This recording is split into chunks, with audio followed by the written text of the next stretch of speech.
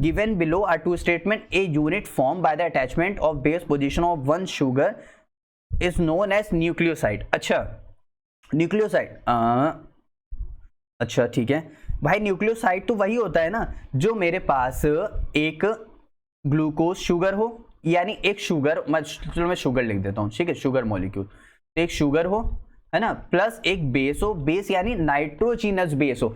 अगर डीएनए है तो उसमें यूरेसिल प्रेजेंट नहीं होगा, आरएनए है तो उसमें यूरेसिल प्रेजेंट होगा, उसमें थायमीन नहीं होगा, इतनी बात ध्यान रखना। और nucleoside is linked to the phosphoric acid at 5th position. अरे यार ये कैसे, मैंने तो कहा ना जो न्यूक्लियोसाइड है उसमें सिर्फ शुगर और बेस होगा, उसमें फॉस्फोरिक एसिड यानी H3PO4 नहीं होगा, उसमें सिर्फ क्या होगा, उसमें सिर्फ वही दोनों होंगे। फॉस्फोरिक एसिड अगर आ जाएगा तो वो न्यूक्लियोसाइड नहीं, वो न्यूक्लियोटाइड बन जाएगा। तो यानी स्टेटमेंट 2 इनकरेक्ट है, स्टेटमेंट 1 करेक्ट है। और देखते हैं, थोड़ा सा समझने की कोशिश करना, क्योंकि हो सकता है कुछ कभी कभी यहाँ पे मैथ वाले भी देख रहे होते हैं, क्योंकि बायोमोलिक्यूल चैप्टर है ना, इसलिए। तो न्यूक्लियोसाइड एंड न्यूक्लियोटाइड, न्यूक्लियोसाइड जो होता है, nucleoside is a molecule composed of nitrogenous bases and 5 carbon sugar. तो यहाँ पे क्या हो जाएगा, इधर राइबोस यानी डीएनए और आरएनए। अब मैंने आप लोग को एक शुगर, वो एक नाइट्रोजनस बेस बना के दिखाया है, ये रहा नाइट्रोजनस बेस, बहुत adenine, guanine, thymine, cytosine, uracil, तो ये सब हमारे होते हैं। यहाँ पे अरे यहाँ से ऑक्सीजन कैसे गायब हो गया, यहाँ पे भी ऑक्सीजन, ठीक है।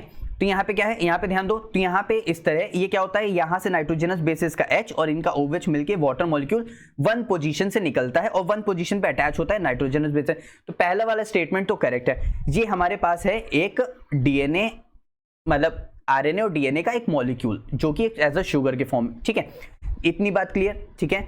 और चलो आगे ध्यान देते हैं। तो the nitrogenous bases is linked to the C1 carbon of the sugar molecule through a glycosidic bond. Nucleoside are building blocks of nucleic acid form DNA और आरएनए, इतनी बात क्लियर। तो हमारे 5 नाइट्रोजनस बेसिस होते हैं, एडेनिन, ग्वानिन, साइटोसिन, थायमीन और uracil. Thymine present होता है डीएनए में, आरएनए प्रेजेंट हो, मतलब यूरेसिल प्रेजेंट होता है आरएनए में, ठीक है। न्यूक्लियोटाइड की बात करें तो nucleotide is a molecule composed of nitrogenous bases, 5 carbon sugar, either DNA और RNA, and 1 more phosphate group जिसको हम फॉस्फोरिक एसिड बोलते हैं, ठीक है। अब फॉस्फोरिक ग्रुप से जो बॉन्ड बनता है वो यहाँ पे बनता है फॉस्फोडाइईस्टर बॉन्ड। कैसे, यहाँ पे ध्यान दो, अरे फिर यहाँ से ऑक्सीजन गायब हो गया यार, ये ऑक्सीजन यहाँ पे आएगा और ये ऑक्सीजन यहाँ पे आएगा, ठीक है। यहाँ पे अगर यहाँ पे थोड़ा सा ध्यान दो, तो यहाँ से ये CH2OH है ग्लूकोज मॉलिक्यूल का, ठीक है। यहाँ से इसका H और OH ये फॉस्फोरिक एसिड है। यहाँ से अगर हम लोग इसको इस तरह निकाल देते हैं, ये देखो, यहाँ से अगर वाटर मॉलिक्यूल निकालोगे तो COOP, COO, यहाँ पे इधर कार्बन है ना, अगर यहाँ पे P लगा रहे हैं तो देखो एस्टर ही बना रहा है, लेकिन फॉस्फोरस है तो इसीलिए इसको बोलते हैं फॉस्फोडाइईस्टर बॉन्ड। क्या बोलते हैं, फॉस्फोडाइईस्टर बॉन्ड।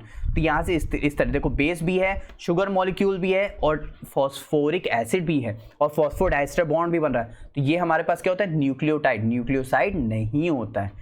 पक्का, अच्छे से क्लियर हुआ, कोई भी डाउट नहीं था यहाँ तक। तो हमारे पास ऑप्शन नंबर यहाँ पे क्या हो जाएगा, ऑप्शन नंबर मेरे पास, अरे मतलब कौन सा स्टेटमेंट सही हो जाएगा, स्टेटमेंट नंबर 1 मेरे पास क्या हो जाएगा, सही हो जाएगा।